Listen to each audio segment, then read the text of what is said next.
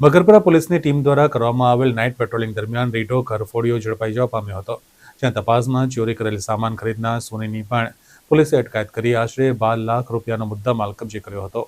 વડોદરાની મકરપુરા પોલીસે ઘરફોડ ચોરી કરતા સેકલીકર ગેંગના રીઢા ચોરને અને ચોરીનો સામાન ખરીદનાર સોનીને ઝડપી પાડ્યો છે। આ રીઢો ચોર રાત્રિ દરમિયાન તેના સાગરીતો સાથે ભેગા મળી બંધ મકાનો નિશાન બનાવીને ચોરીની ઘટનાને અંજામ આપતો હતો। મકરપુરા પોલીસે રીઢા ઘરફોડિયા કરમાસિંહ સેકલીગરની ધરપકડ કરી હતી, જ્યારે આરોપીના રિમાન્ડ દરમિયાન ઘરફોડ ચોરીના 6 જેટલો ગુનાઓનો ભેદ ઉકેલાયો છે। પોલીસે આરોપી પાસેથી ચોરીના સોના ચાંદીના દાગીના સહિત 2,27,000ના દાગીના કબજે કર્યા છે, જ્યારે આરોપી પાસેથી ચોરીના દાગીના ખરીદનાર નરેન્દ્ર શાહ નામના સોનીની પણ ધરપકડ કરવામાં આવી છે।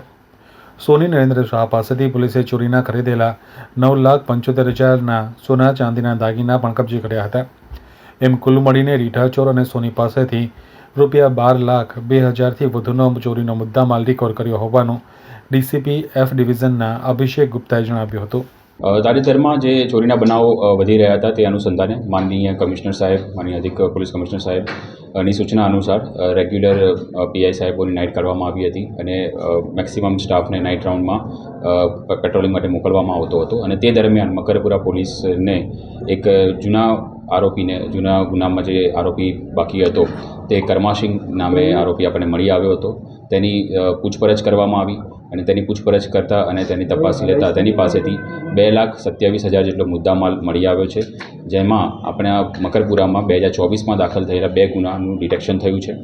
તેની પૂછપરછ કરતાં તેના રિમાન્ડ માંગવામાં આવ્યા હતા અને તેના રિમાન્ડમાં તેની જ્યારે વધારે પૂછપરછ કરવામાં આવી તો તેણે પોતાનો જે ચોરી કરેલો મુદ્દામાલ હતો તેને એક નરેન્દ્ર શાહ કરીને સોની છે તેમને વેચેલો હતો અને તેમની પણ પૂછપરછ કરવામાં આવી અને તેમની જ્યારે તપાસ કરવામાં આવી ત્યારે તેમની પાસેથી અન્ય 19 સોના ચાંદીના દાગીના મળી આવ્યા છે, જેની કિંમત 9,75,000 આસપાસની થાય છે। સર, આની સાથે અન્ય કોઈ પણ ટોળકી કે બીજા સાગરીતો એના આજે કરમાસિંહ સિકલીગર છે તેનો ભાઈ ચંદનસિંહ અને એનો મિત્ર ગોવિંદસિંહ એમ 3 જણની ટોળકી છે જે અન્ય અલગ અલગ જગ્યાએ રાત્રિના સમયે ઘરફોડ કરે છે। એક આરોપી આપણને મળી ગયેલ છે, કરમાસિંહ નામ છે, અન્ય ચંદનસિંહ અને ગોવિંદસિંહ નામના આરોપી પકડવાના બાકી છે। ભૂતકાળમાં એની વિરુદ્ધમાં ગુનો દાખલ થયેલો છે અને જેટલી તપાસ હાથમાં આવી છે તે પ્રમાણે ભૂતકાળમાં એની વિરુદ્ધના 1-2 ગુના સામે આવ્યા છે।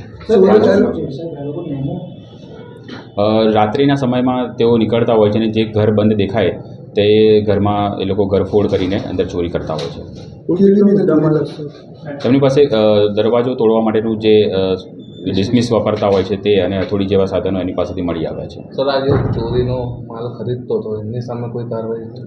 બિલકુલ, યોગ્ય BNS કલમ હેઠળ તેમણે જે ચોરીનો માલ લીધો હતો તે બાબતે યોગ્ય કાર્યવાહી કરવામાં આવી છે। કુલ મુદ્દામાલ કેટલો હશે? કુલ મુદ્દામાલ 12 લાખ આસપાસનો મુદ્દામાલ છે।